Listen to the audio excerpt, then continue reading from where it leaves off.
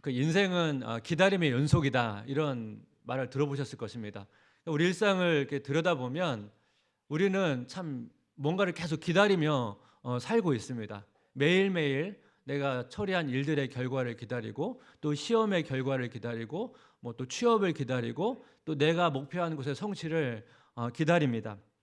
사실 모든 사람이 오랜 시간 이렇게 기다리는 것을 힘들어 하지만요. 이 한국 사람은 좀 성격이 급해서 이게 오랫동안 기다리는 것을 잘 못한다고 어떤 신문에서 그 논설위원회 글을 제가 본 적이 있습니다. 저는 이제 충청도 사람이거든요. 그래서 저는 느긋하고 저는 그래도 잘 참고 기다린다고 생각을 했었는데 제가 이제 캐나다에서 잠시 사는 동안 그렇지 않다는 것을 제가 절실히 느꼈습니다. 캐나다에서 이제 집을 구해가지고 여러 가지 세팅을 하는데요. 뭐 인터넷도 설치하고 뭐 핸드폰도 개통하고 여러 가지 이제 신청을 해서 그 결과를 기다리는데요.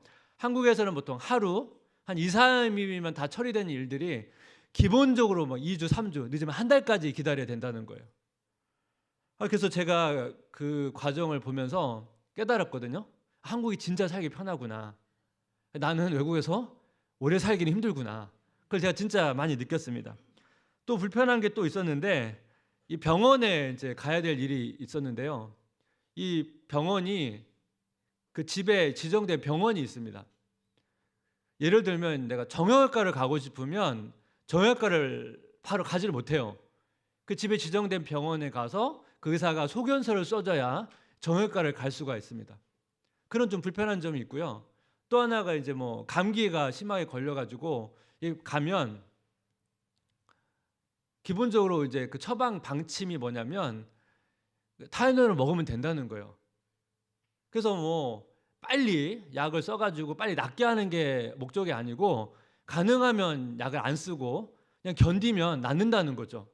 그래서 뭐 약을 안 먹으면 좋은 거 아니겠습니까? 뭐 알약이야 많이 먹으면 안 좋은데 우리 한국 사람처럼 빨리 먹고 빨리 회복이 돼서 그 일상으로 복귀하고 싶은 마음이 강하면 뭐 거기서 사는 건 너무 힘들겠더라고요. 저는 그걸 살면서 제가 얼마나 이 참고 기다리는 것이 약한 사람인지 절실히 느꼈습니다. 성경을 보니까 인내하라, 기다려라 이런 말씀이 곳곳에서 많이 등장하는데요. 신앙은 기다림이에요. 하나님의 약속의 성취를 기다리고 또 기도 응답을 기다리고 또 나의 변화와 성장을 기다리고 주님의 다시 오심을 기다림입니다. 그러니까 신앙은 기다림이에요. 그러니까 우리는 기다리는 존재입니다. 오늘 본문을 보니까 기다리는 사람이 나옵니다. 오늘 본문의 비유를 좀 이해하려면 그 이스라엘의 결혼에 대한 이해가 좀 필요한데요. 뭐 우리는 보통 결혼하기 전에 약혼을 하기도 하고 하지 않기도 하는데 이스라엘 사람들은 보통 약혼을 하고 어느 정도 시간이 지난 다음에 결혼을 치릅니다. 근데 이스라엘 결혼이 우리나라의 결혼과 좀 다른 점이 뭐냐면 그 신랑의 부모가 신부의 부모에게 결혼 지참금을 줍니다. 이 결혼 지참금은 그 신부의 아버지가 딸을 보내야 되니까 집에서 어떤 일을 하는 딸을 보내야 되니까 노동력이 줄잖아요. 그 노동력 손실에 대한 이쪽의 보상으로서 받는 거거든요. 그래서 보통 이 결혼 지참금의 일부를 보통 딸에게 주는 것이 일반적인 것입니다. 그런데 이 결혼 지참금을 줘야만 결혼식이 진행이 됩니다. 그래서 이 결혼식이 이제 진행이 되면 어떤 식으로 되냐면 신랑이 신부의 집으로 가서 신부를 데리고 그 동네를 행진하면서 신랑의 집으로 갑니다. 그리고 신랑의 집에서 이제 결혼 잔치를 한 일주일 정도 하게 됩니다. 오늘 본문의 배경은 신랑이 이제 신부의 집으로 가는 상황에서 신부의 집에서 기다리고 있는 상황이에요. 우리가 보통 신부를 돕는 신부 들러리가 있잖아요. 그 신부의 들러리가 보통 이제 뭐 신부의 친구들이 많이 하겠죠.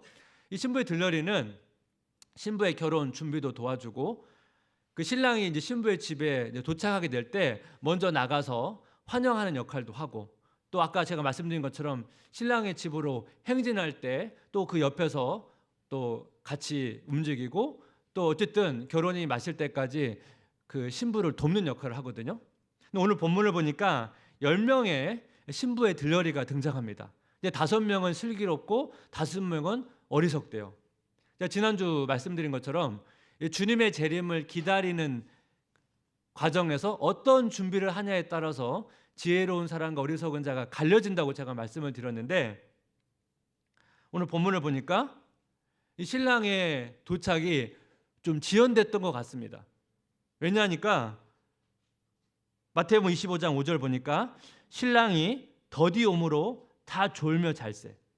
예를 들면 우리나라 시간으로 12시가 지났는데도 신랑이 도착을 안 하면 여러분 신부 들러리가 얼마나 피곤하겠습니까? 그러는 과정에서 꾸벅꾸벅 졸다가 잤던 것 같습니다.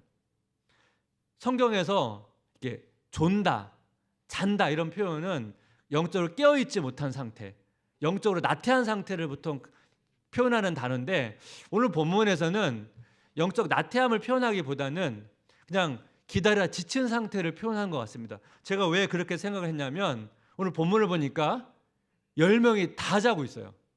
어리석은 사람만 자고 있는 게 아니고 슬기로운 사람도 다 자고 있다는 거예요.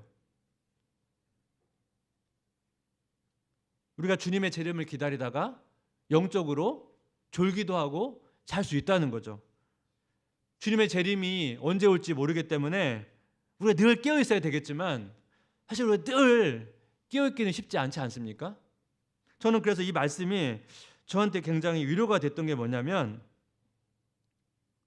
우리가 여러분 주님의 재림을 지금 사실 기다리고 있는데 난 한 번도 졸지 않겠어, 난 한 번도 자지 않겠어, 이렇게 확신할 수 있는 분이 누가 있겠습니까? 근데 주님께서 그걸 다 아시고 오늘 본문을 보니까 지혜로운 자나 슬기로운 자나 다 자고 있다는 거예요. 그럼 뭐가 중요합니까? 신랑이 온다는 소식을 들었을 때, 주님이 다시 온다는 소식을 들었을 때 깨어 있는 거죠. 그리고 깨어 있을 때 주님을 맞이할 준비가 되어 있냐는 거예요. 오늘 본문을 보니까 자다가 10명이 다 깨어났는데 준비된 자와 준비되지 않는 자로 나눠진다는 거예요. 그렇다면 우리도 주님의 다시 오심을, 주님의 재림을 기다리고 있는 상황인데 그럼 어떤 준비가 필요한가? 두 가지로 나누길 원합니다. 재림을 기다리는 자가 준비할 것, 첫 번째는 뭐냐면 충분한 믿음과 은혜는 없다는 마음을 갖는 거예요. 충분한 믿음과 은혜는 없다는 마음을 갖는 것입니다. 슬기로운 자와 지혜로운 자가 갖는 공통점은 뭐죠? 10명이 다 잤다는 거예요. 그럼 차이점이 있습니다. 차이점을 보니까 마태복음 25장 3절 4절 한번 같이 읽겠습니다. 미련한 자들은 등을 가지되 기름을 가지지 아니하고 슬기 있는 자들은 그릇에 기름을 담아 등과 함께 가져갔더니, 여기 보니까 10명 모두 등은 준비했어요. 등은 준비했는데 어리석은 자는 따로 기름을 준비하지 않았다는 거예요. 그렇다면 왜 신부의 들러리가 기름을 따로 준비를 해야 될까요? 제가 앞에서도 한번 제가 결혼 예식이 어떻게 진행되는지 말씀을 드렸죠. 신부의 들러리가 신랑을 기다리는 과정에서 기다림도 필요하고, 또 어떻게 해요? 신랑의 집까지 행진을 해야 되거든요. 그 신랑의 행진을 할 때는 어떻게 해요? 불을 밝혀야 됩니다. 근데 예를 들어서 신랑이 신부 옆집이다, 가깝잖아요. 그럼 많이 고민할 필요가 없는데 신랑의 집이 신부 집과 멀어요. 그럼 어떻게 됩니까? 긴 거리를 행진해야 됩니다. 그럼 어떻게 됩니까? 길을 가다가 기름이 떨어질 수 있잖아요. 그럼 어떻게 돼요? 계속 기름을 등불에 공급을 해줘야 됩니다.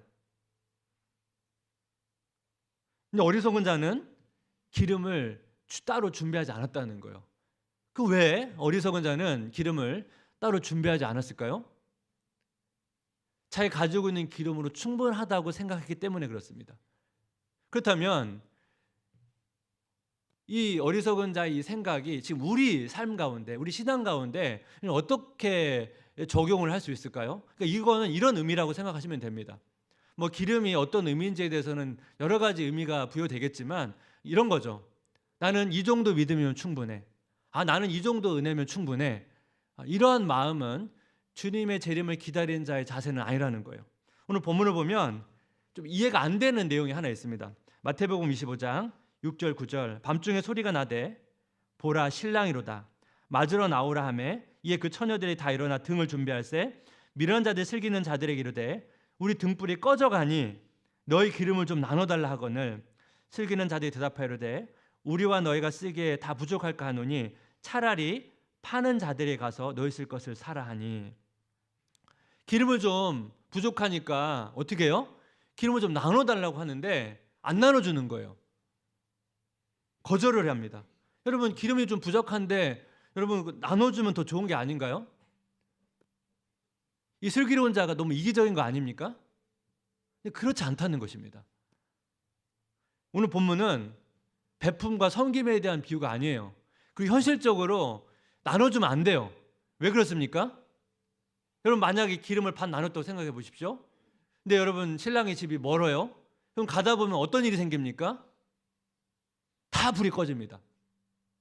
그럼 불이 다 꺼지면 어떤 상황입니까? 예를 들어서 여러분, 지금 이게 요즘 같은 시대도 아니고 그 고대 시대 그 마을에 밤에 그 마을에 행진해야 되는데 여러분, 그 어둠컴컴하지 않겠습니까? 뭐 조명 있겠습니까?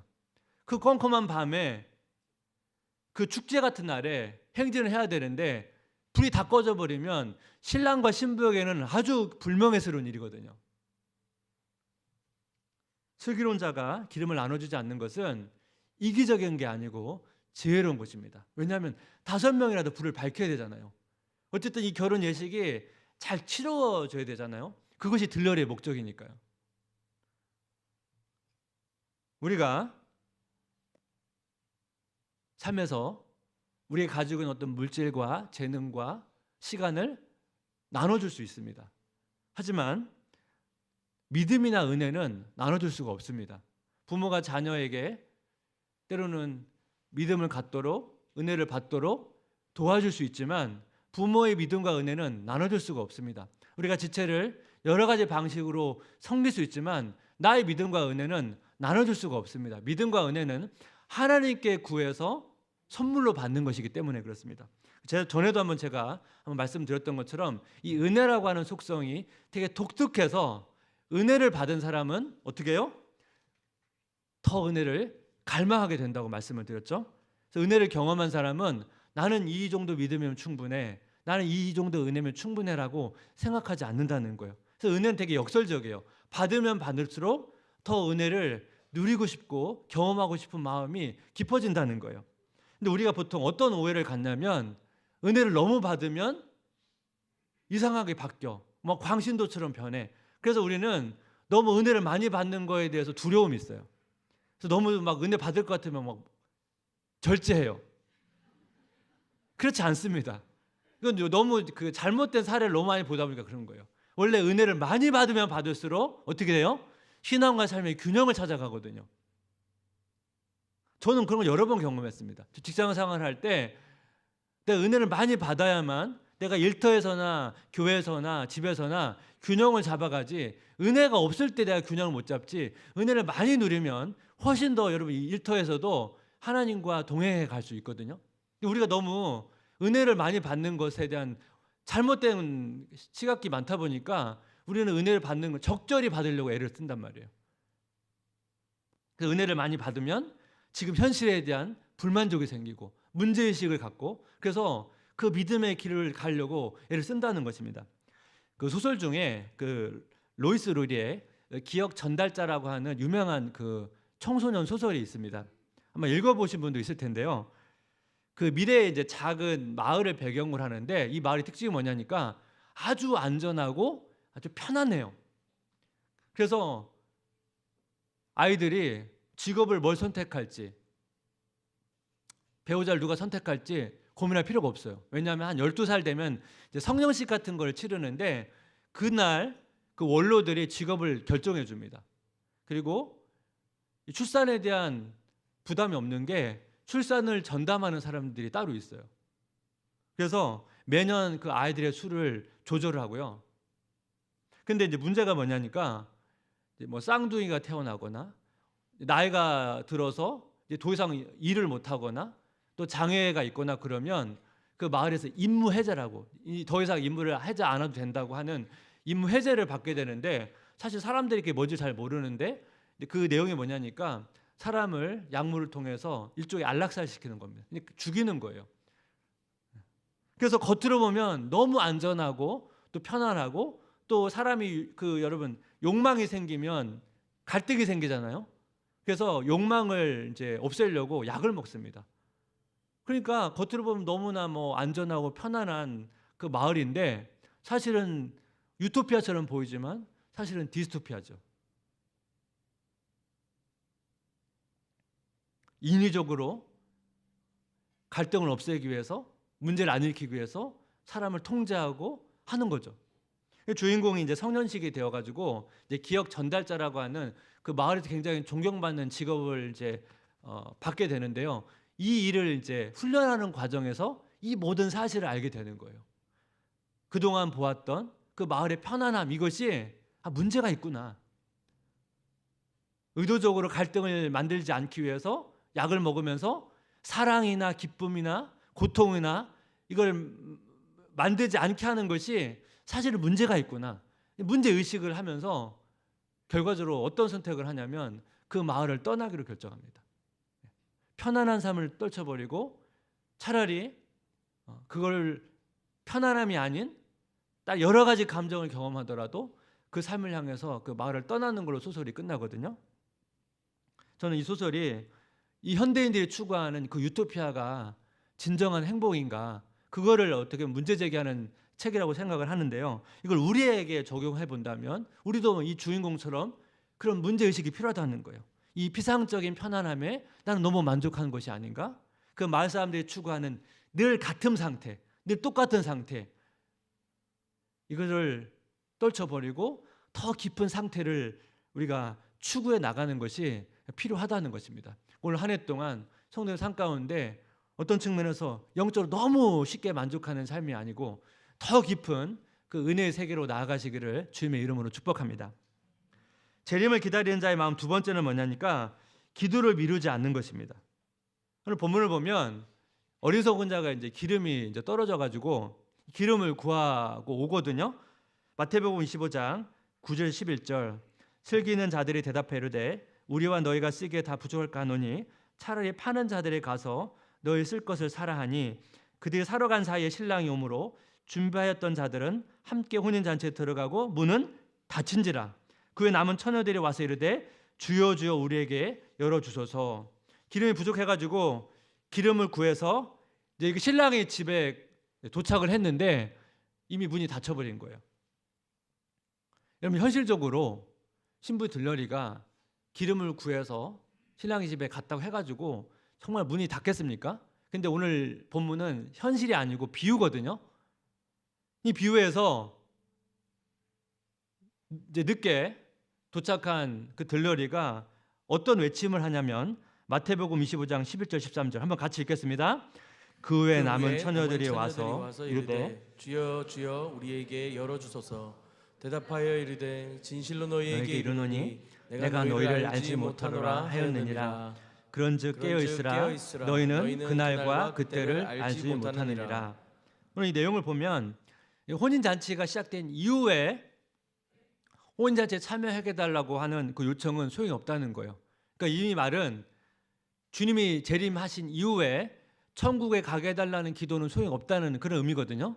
근데 사실 우리가 이 내용을 생각하면 이 본문은 뭘 말하는 겁니까? 지금 기도해야 된다는 거예요. 주님 우리에게 열어주소서. 이 기도를 지금 해야 된다는 거거든요. 근데 우리가 지금 주님에 대한 신앙 고백이 분명하다면 우리가 뭐 매일매일 주님 천국에 가게 해주십시오 이 기도를 할 필요는 없잖아요. 사실은 그건 이미 우리에게 약속된 것이기 때문에. 근데 그렇다면 이걸 우리의 삶에 적용한다면 천국은 완성된 천국은 장차 가게 되겠지만 주님은 지금 우리에게도 이 은혜의 잔치를 베풀어 주시고 우리를 초대하신다는 거예요. 우리에게 필요한 지혜와 능력과 은혜를 지금도 주시길 원하시는데 그걸 어떻게 해요?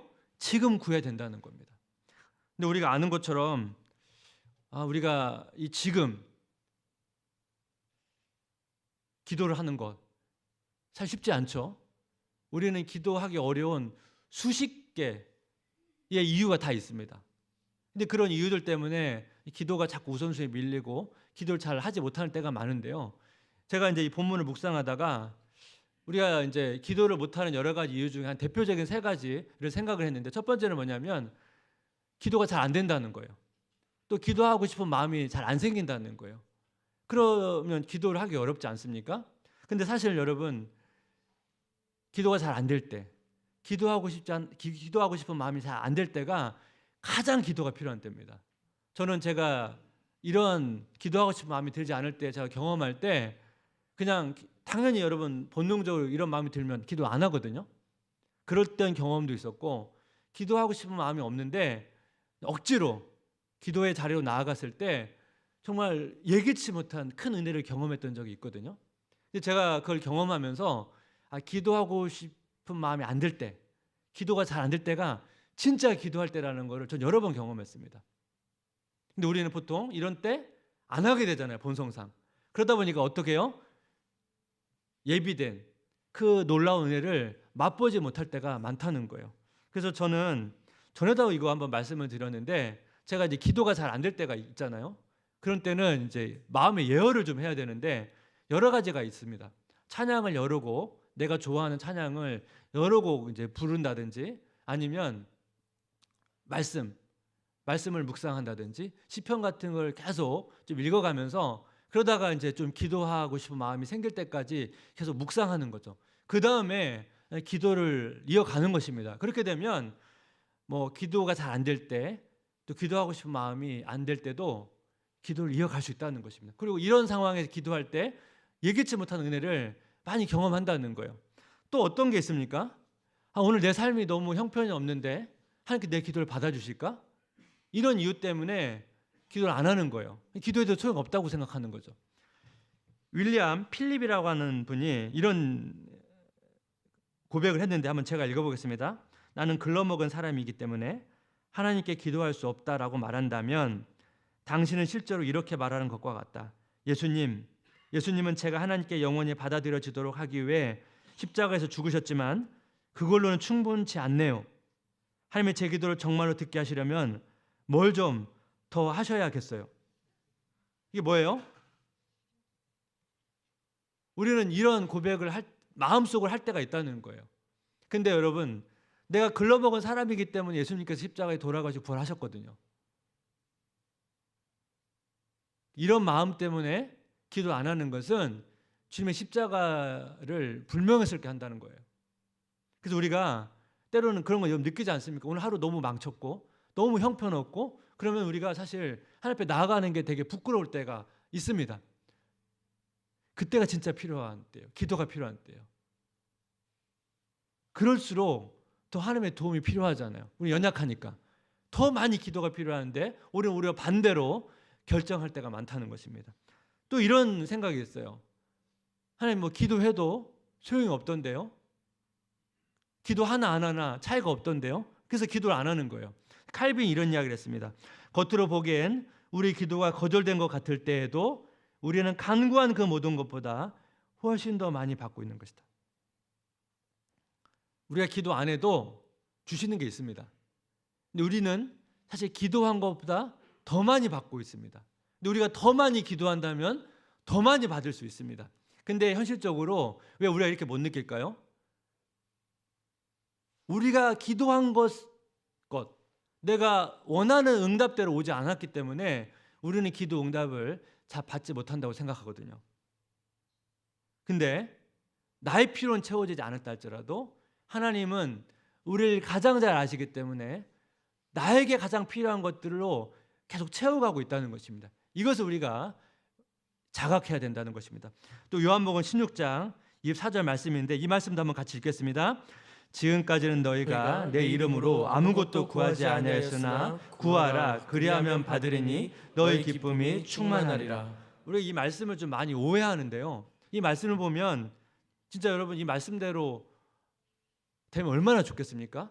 근데 우리가 이 말씀을 어떻게 오해하냐면 내가 구한 대로 다 주신다는 의미로 하는데 사실 여기에는 뭐가 전제되냐면 내 이름으로, 예수님의 이름으로. 근데 보통 우리가 예수님의 이름으로 기도하면 이렇게 마치잖아요. 여기에는 예수님의 이름이라고 하는 그냥 이 표현만 붙이면 된다는 게 아니고 여기엔 주님과의 연합을 전제로 하는 거예요. 나의 뜻과 주님의 뜻이 연합된다는 걸 전제로 얘기하는 거거든요. 왜 우리가 기쁘지 않습니까? 내가 기도한 대로 응답이 안 되니까 안 기쁜 거거든요. 근데 내가 주님과 연합이 되어 있으면, 나의 뜻과 주님의 뜻이 연합이 되어 있으면 내가 주님으로부터 많은 것을 공급받는다는 것을 자각하게 됩니다. 그럼 어떻게 됩니까? 기쁘거든요. 근데 우리는 주님의 뜻과 갈등이 생기고 내 뜻대로 기도했는데 안 되면 안 기쁘잖아요. 그래서 우리는 이 기쁨을 충만히 누리지 못하는 거예요. 오늘 말씀을 마무리하면서 성경을 보면 이 기도에 대한 강조가 되게 많이 나오는데요. 대표적으로 데살로니가전서 5장 17절 쉬지 말고 기도하라. 이 기도의 지속성에 대해서 많이 성경을 강조하는데요. 이 말씀처럼 여러분 실천하기 어려운 구절이 어디 있습니까? 근데 여러분 이 말씀을 왜 실천하기 어렵냐면 이 말씀을 오해하기 때문에 그런 거예요. 우리는 보통 이 말씀을 계속 기도해야 된다고 생각하는데 우리 일상에서 어떻게 이렇게 살 수 있습니까? 근데 여러분 바울이 그런 의미로 말한 게 아니에요. 이 말을 여러분 어떻게 좀 이해하면 좋냐면 우리 기도가 마쳤습니다. 예수님의 이름으로 기도합니다. 아멘 했다면 예수님의 이름으로 기도합니다. 아멘이라고 하는 말의 의미가 뭐냐면 이제 내 삶은 주님께 맡긴 삶입니다. 난 이제부터 하나님을 신뢰하고 내가 가지고 있는 삶의 모든 문제를 주님께 맡기고 살겠습니다. 이런 마음을 가지고 살면 쉬지 않고 기도하는 것입니다. 기도가 중단된다는 것은 입술의 기도가 중단돼서 중단되는 게 아니고 내 삶을 하나님께 맡기지 못할 때 기도가 중단되는 것입니다. 내가 입술로 계속 기도하지 못해도 내 삶의 문제를 하나님께 의탁하고 삶으로 살아가면 그 삶은 기도하는 삶입니다. 그러면 계속 우리는 쉬지 않고 기도하는 삶이 되는 거죠. 바울이 이런 의미로 쉬지 말고 기도하라고 권면한 거거든요. 근데 우리가 자꾸 기도한 이후에 우리 삶 속에서 자꾸 우리 시선을 하나님이 아닌 세상에 두고 자꾸 인생의 문제를 내가 끌어안고 내가 해결하려고 하다 보니까 기도가 중단되거든요. 그래서 우리가 그걸 자각할 때 다시 마음을 돌이키는 겁니다. 하나님, 내가 또 이 문제를 하나님께 맡기지 못하고 또 내가 끌어안고 내가 이걸 내 마음대로 해결하려고 했습니다. 그걸 내려놓고 주님께 의탁합니다. 그럼 어떻게 돼요? 다시 기도가 시작되는 것입니다. 올 한 해 동안 여러분 이 쉬지 말고 기도하라. 제가 이제 말씀의 의미를 풀어드렸으니까 이 말씀하면 이거 난 불가능해. 바울이나 가능하지. 뭐 이렇게 생각하고 도전하지 않았거든요. 여러분 이 도전해 보시면 좋겠습니다. 하나님 올 한 해 동안 이 쉬지 않고 기도하는 이 훈련을 통해서 하나님께서 우리에게 예비하신 더 깊은 은혜와 그 능력을 맛보기를 소망합니다. 이 은혜 누리시기를 주님의 이름으로 기도하고 축복합니다. 우리 같이 한번 좀 간절한 마음으로 우리 야베스의 기도란 찬양을 같이 고백하면서 하나님 시간 이 찬양과 기도를 통해서 내 마음 가운데 이 기도하는 마음을 불러일으켜 주시옵소서. 같이 찬양합니다. 내가 엄마 품속에서 고통 중에 태어났지만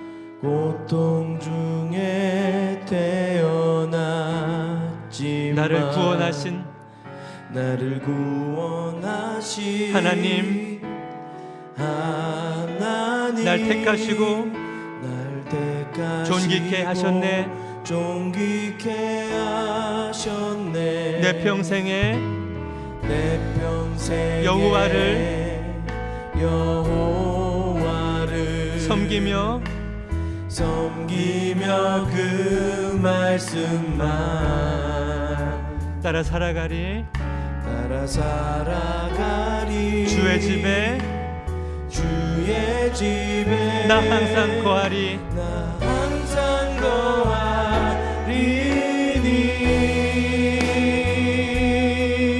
원컨대 주께서 나에게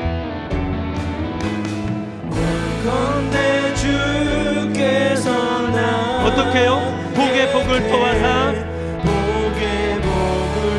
나의 지경을 넓히시고 주의 손으로 나를 도우사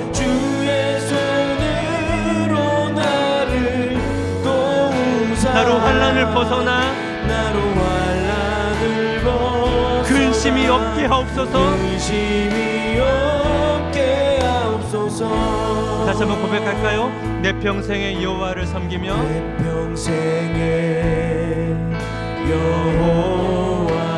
섬기며 그 말씀만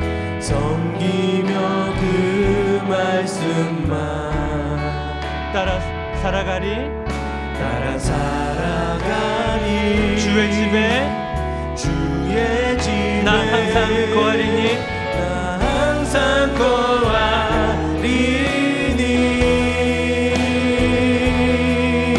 원컨대 주께서 나에게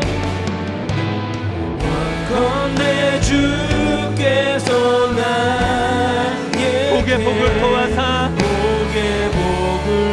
나의 지경을 넓히시고 주의 손으로 나를 도우사 나로 환난을 벗어나 근심이 없게 없어서 원컨대 주께서 나에게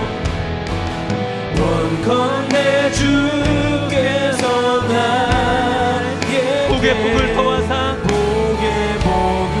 나의 지경을 넓히시고 주의 손으로 나를 도우사 나로 환난을 벗어나 근심이 없게 하옵소서.